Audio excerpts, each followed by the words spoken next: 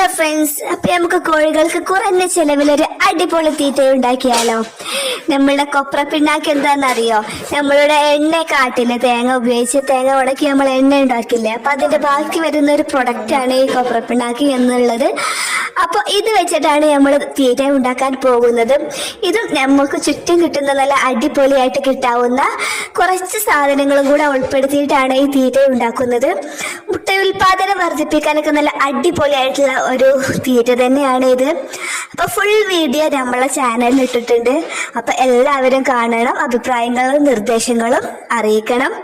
അപ്പോൾ വീഡിയോ എല്ലാവരും പോയി കാണുക. അപ്പൊ ബൈ.